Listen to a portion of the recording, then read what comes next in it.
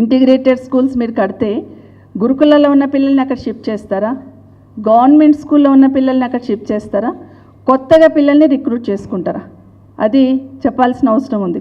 నిజంగానే మీరు ఇన్ని డబ్బులు ఖర్చు పెడుతున్నాము విద్యాశాఖ మీద అని గొప్పగా చెప్తున్నారు కదా, వెల్కమ్ చెప్తాం మేము. ఇంకా ఎక్కువ ఖర్చు పెట్టండి, ఇంకో 1000 కోట్లు అదనంగా ఇవ్వండి. గురుకులాలు ఇప్పటికీ ఒక సగం గురుకులాలకు బిల్డింగులు కట్టున్నాం, మిగతా వాటి కూడా కట్టే ప్రయత్నం చేయండి.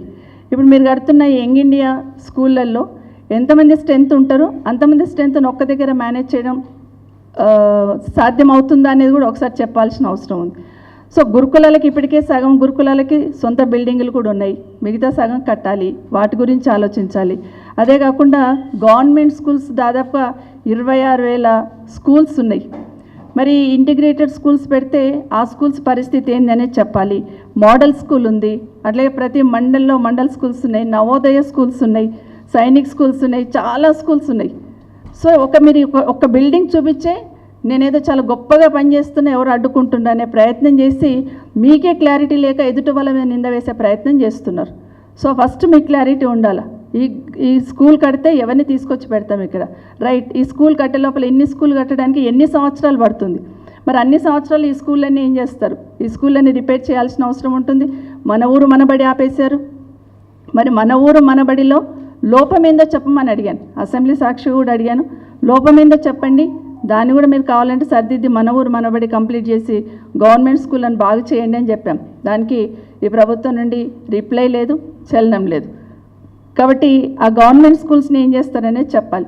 మండల్లో ఉన్న మండల స్థాయి స్కూళ్ళని ఏం చేస్తారు? ఈ ఒక్క స్కూల్నే కట్టేసి ఈరోజు ఎవరు అడ్డుకుంటుండని చెప్పే ప్రయత్నం చేస్తూ ఉన్నారు. దయచేసి ఒక క్లారిటీ ఇవ్వమని ఈ ప్రభుత్వాన్ని కోరుతా ఉన్నాను. ఎందుకంటే ఒక్క దగ్గర స్కూల్ కడితే మిగతా పిల్లలందరినీ ఏ విధంగా అక్కడికి తీసుకొస్తారు? అది కూడా క్లారిటీ ఇవ్వాలి. ఊరికే బిల్డింగ్ కడుతున్నాం అదొక్కటి చూపించేసి మొత్తం స్కూళ్ళనంతా కూడా నిర్వీణ్యం చేసే ప్రయత్నం, గురుకులాలను నిర్వీణ్యం చేసే ప్రయత్నం. మొన్న గురుకులాలకి ప్రైవేట్ బిల్డింగ్స్లలో నడుస్తున్న గురుకులాలకి రెంట్ కట్టక మీరు ఖాళీ చేయండి నా బిల్డింగ్ వాళ్ళు ఓనర్స్ అడుగుతున్నారని మొన్న న్యూస్ చూశాను. మరి దాని మీద ఎందుకు దృష్టి లేదండి ముఖ్యమంత్రి గారు? ఇంకా మీ బిల్డింగ్లు అయితే కంప్లీట్ కాలే కదా పిల్లలను షిఫ్ట్ చేయడానికి. మరి ఆ బిల్డింగ్లకి, ప్రైవేట్ బిల్డింగ్లకి రెంట్ ఇవ్వాల్సిన అవసరం ఉందా లేదా?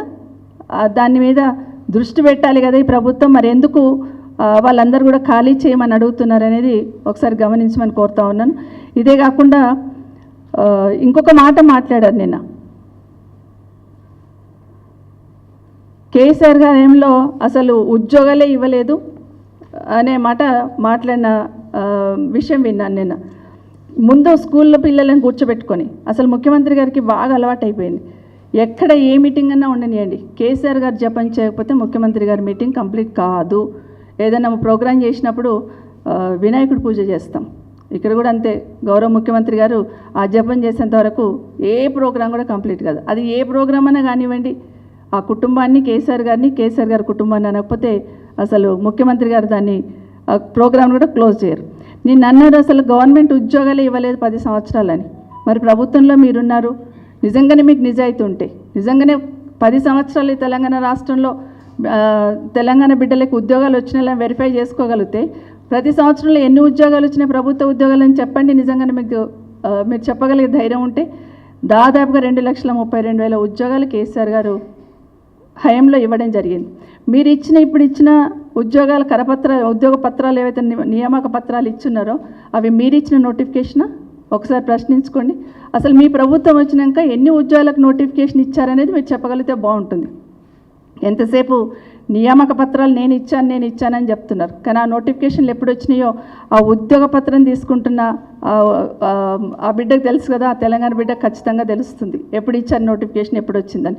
మీరేదో చెప్పినంత మాత్రాన మీరు చెప్పిన మాటలు నిజమని నమ్మే స్థితిలో తెలంగాణ ప్రజలు లేరు. కాబట్టి మీరెన్ని ఇస్తారు? మీరు సంవత్సరం లోపలనే ఇచ్చేస్తామన్నారు కదా ఉద్యోగాలు. ముందు ఆ ఉద్యోగాలు ఎక్కడున్నాయో చెప్పే ప్రయత్నం చేయాలని గౌరవ ముఖ్యమంత్రి గారిని కోరుతా ఉన్నాను. అదే కాకుండా ఇంకా మాట్లాడుతూ ఇంకొక మాట మాట్లాడారు, కేసీఆర్ గారు గొర్రెలను పెంచుకోమన్నారు, చేపలను పట్టుకోమన్నారు, ఇంకేదో మాట్లాడున్నారు.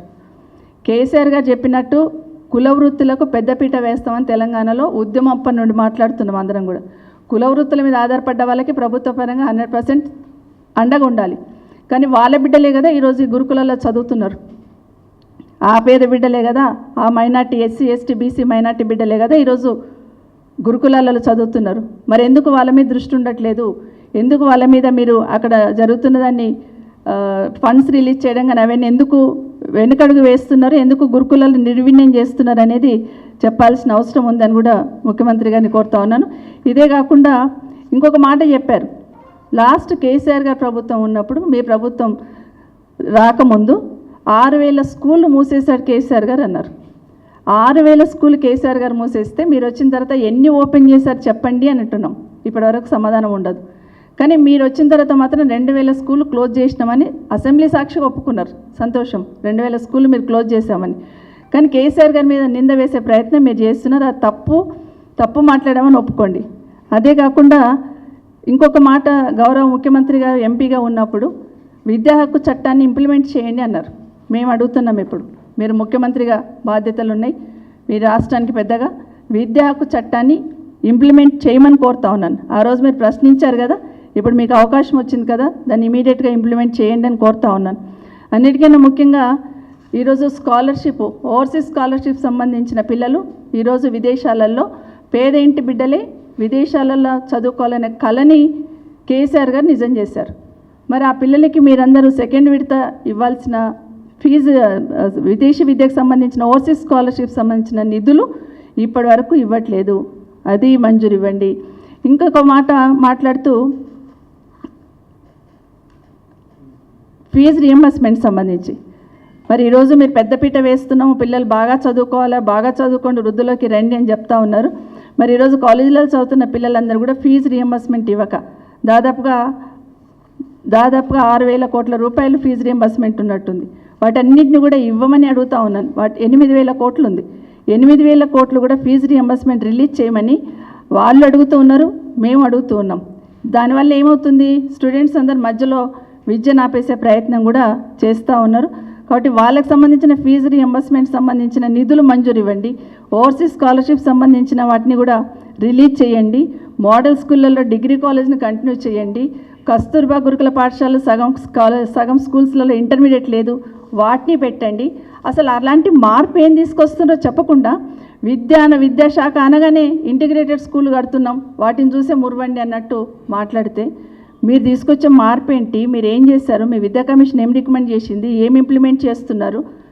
మా ప్రతిపక్షం నుండి ఏం సహకారంగా గవ్వెడకుండా ఈరోజు కేసీఆర్ గారిని తిట్టుకుంటూ పబ్బం గడుపుకునే ప్రయత్నం చేస్తూ ఉన్నారు. ఇప్పటికైనా మారండి. మీ ఇంటిగ్రేటెడ్ స్కూల్స్ కట్టండి. మొత్తం ఎన్ని రోజులలో కడతారో చెప్పాలి. మీరు ఇస్తున్న నిధులు ఎంతవరకు సరిపోతాయి? మీరు ఇచ్చిన 4,000 కోట్ల రూపాయలు 20 ఇంటిగ్రేటెడ్ స్కూళ్ళకి సరిపోతాయి. మరి మిగతా వాటి పరిస్థితి ఏంది? ఇవన్నీ కూడా చెప్పాల్సిన అవసరం ఉంది. నిజంగానే విద్యను నిర్వీణ్యం చేస్తుందంటే ఈ ప్రభుత్వం వచ్చినాక నిర్వీణ్యం చేసే ప్రయత్నం చేస్తూ ఉన్నారు. అటు గురుకులాలను కేసీఆర్ గారు నిశానా జరిపేస్తానని గురుకులాలను మూసివేసే ప్రయత్నం, గురుకులాల్లో ఏం జరిగినా కూడా అడగని పరిస్థితి ఉంది. నిన్ననే అనుకుంటాను ఒక అధికారి మాట్లాడుతూ గురుకులాలలో పని చేసుకుంటే తప్పేముంది, చేసుకోండి అంటున్నారు.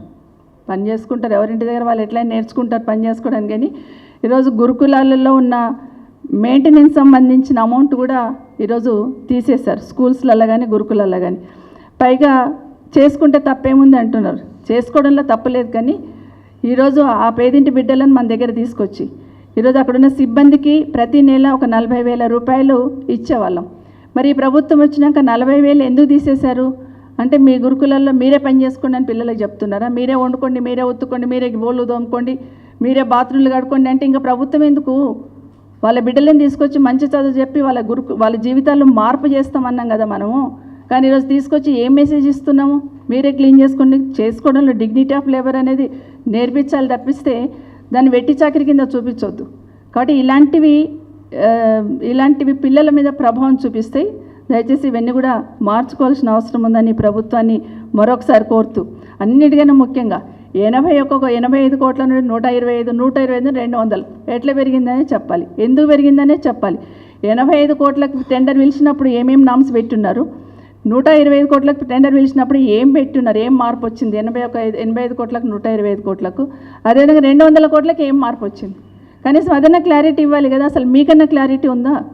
అది క్లియర్ చేయాల్సిన అవసరం ఉంది తప్పిస్తే బీఆర్ఎస్ పార్టీ మీద అదేదో అడ్డుకుంటున్నాము, పేద బిడ్డలకు చదువు చెప్తుంటే అది ఇష్టం లేదనే లెవెల్లో మాట్లాడిందని ఖండిస్తూ ఇప్పటికైనా ఈ మతలబేందో క్లియర్ చేయాల్సిన అవసరం ఉందని, మరి ప్రతి నియోజకవర్గానికి ఒక స్కూల్ అన్నప్పుడు ఎన్ని రోజులలో కడతారు?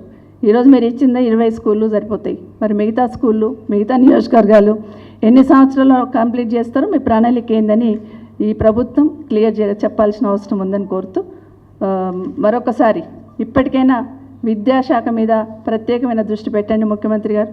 ఎందుకంటే గతంలో పోయిన సంవత్సరం కూడా ప్రభుత్వ పాఠశాలలో దాదాపుగా 3 లక్షల మంది పిల్లలు డ్రాప్అవుట్స్ అయిపోయి ఉన్నారు. ఎందుకు డ్రాప్అవుట్స్ అయి ఉన్నారు? ఈరోజు గురుకులాల పిల్లల్ని కూడా చాలామంది తల్లిదండ్రులు వెనక్కి తీసుకెళ్తున్నారు. ఎందుకు తీసుకెళ్తున్నారు? ఎంతమంది పిల్లలు వెళ్ళిపోయారు? దయచేసి ఇవన్నీ రివ్యూ చేసుకొని అలాంటివి జరగకుండా చూడాల్సిన బాధ్యత ఉందని ప్రభుత్వాన్ని కోరుతా ఉన్నాను.